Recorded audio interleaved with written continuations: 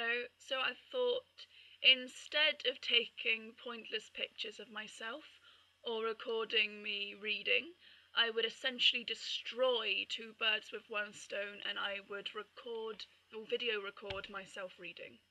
Okay? I'm going to read some Ted Hughes poetry to begin with. I've got a few other things over there. I'm not sure if I'll pick them up in the end, but okay. This is Ted Hughes' The Thought Fox. I imagine this midnight moment's forest, something else is alive besides the clock's loneliness, and this blank page where my fingers move. Through the window I see no star, something more near, though deeper within darkness is entering the loneliness. Cold, delicately as the dark snow, a fox's nose touches twig, leaf. Two eyes serve a moment, serve a movement, that now and again now and now and now sets neat prints into the snow. Between trees and oh, for fuck's sake. Apologies. I'm gonna have to put my glasses on, because I am literally as blind as a bat without them. Okay. Let's start again, shall we? I imagine this midnight's moment's forest, something else is alive besides the clock's loneliness, and this blank page where my fingers move. Through the window I see no star, something more near, though deeper within darkness is entering the loneliness. Cold, delicately as the dark snow, a fox's nose touches twig, leaf. Two eyes serve a movement, that now and again, now and now and now, sets neat prints into the snow. Between trees, and warily a lame shadow lags by stump and in hollow of a body that is bold to come. Across clearings an eye, a widening, deepening greenness, brilliantly, concentratedly coming about its own business, till, with a sudden sharp hot stink of fox, it enters the dark hole of the head. The window is starless still, the clock ticks, the page is printed. This is another one, Crow's First Lesson, which is not only one of my favourite Ted Hughes poems, it's one of my favourite poems. I don't even know why, it's brilliant. Okay. Crow's First Lesson. God tried to teach Crow how to talk. Love, said God, say love. Crow gaped, and the white shark crashed into the sea and went rolling downwards, discovering its own depth. No, no, said God, say love, now try it, love. Crow gaped, and a blue fly, a tsetse, a mosquito zoomed out and down to their sundry flesh pots. A final try, said God, now love. Crow convulsed, gaped, retched, and man's bodiless, prodigious head bulbed out onto the earth with swivelling eyes, jabbering protest. And Crow retched again, before God could stop him, and woman's vulva dropped over man's neck and tightened. The two struggled together on the grass. God struggled to part them, cursed, wept. Crow flew guiltily off. It's brilliant, isn't it?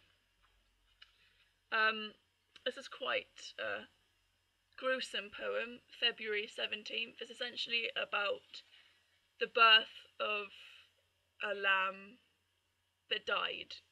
So it's quite gruesome, but it's a very good poem. February 17th. A lamb could not get born. Ice wind out of a downpour dish-clout sunrise. The mother lay on the mudded slope. Harried she got up, and the blackish lump bobbed at her back end, under her tail. After some hard galloping, some manoeuvring, much flapping of the backward lump head of the lamb looking out, I caught her with a rope, laid her head uphill and examined the lamb. A blood ball swollen tight in its black felt, its mouth gap, squashed, crooked, tongue stuck out black purple, strangled by its mother. I felt inside, past the noose of mother flesh, into the slippery, muscled tunnel, fingering for a hoof. Right back to the porthole of the pelvis, but there was no hoof. He had stuck his head out too early, and his feet could not follow. He should have felt his way tiptoe, his toes tucked under his nose for a safe landing. So I kneeled, wrestling with her groans. No hand could squeeze past the lamb's neck into her interior to hook a knee. I roped that baby head and hauled till she cried out and tried to get up, and I saw it was useless. I went 2 miles for the injection and razor, sliced the lamb's throat strings, levered with a knife between the vertebrae, and brought the head off to stare at its mother. Its pipe sitting in the mud till all earth for a body. Then pushed the neck stump right back in, and as I pushed, she pushed crying, and I pushed gasping, and the strength of the birth push and the push of my thumb against that wobbly vertebrae were deadlock. A to-fro futility, till I forced a hand past and got a knee. Then, like pulling myself to the ceiling with one finger hooked in a loop, timing my effort to push to her birth push groans, I pulled against the corpse that would not come, till it came. And after, in the long, sudden, yolk-yellow parcel of life, in a smoking sliver of oils and soups and syrups, and the body lay born besides the hacked-off head. Not sure if there's another one here that I'd like to read. New Foal. This is quite a nice poem to juxtapose with February 17th. Okay, New Foal. Yesterday he was nowhere to be found, in the skies or under the skies. Suddenly he's here, a warm heap of ashes and embers, fondled by small draughts. A star divided from outer space, dived from outer space, flared and burned out in the straw. Now something is stirring in the smoulder. We call it a foal. Still stunned, he has no idea where he is. His eyes, dew dusky, explore gloom walls and a glare door space. Is this the world? It puzzles him. It is a great numbness. He pulls himself together, getting used to the weight of things, and to that tall horse nudging him, and to this straw. He rests.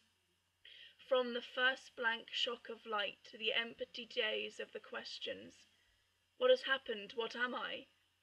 His ears keep on asking gingerly, but his legs are impatient. Recovering from so long being nothing, they are restless with ideas. They start to try a few out, angling this way and that, feeling for leverage, learning fast, and suddenly he's up. And stretching, a giant hand strokes him from nose to heel, perfecting his outline as he tightens the knot of himself. Now he comes teetering over the weird earth, his nose, downy and magnetic, draws him incredulous towards his mother. And the world is warm and careful and gentle. Touch by touch, everything fits him together. Soon he'll be almost a horse. He wants only to be horse, pretending every day more and more horse, till he's perfect horse. The unearthly horse will surge through him, weightless and spinning a flare under sudden gusts. It will coil his eyebow and his heel in a single terror like the awe between lightning and thunderclap, and curve his neck like a sea monster emerging among foam, and fling the new moons through his stormy banner, and the full moons and the dark moons. Oh, I love that. So, yeah, that was just me reading some Ted Hughes poetry. Hope you enjoyed it. Okay.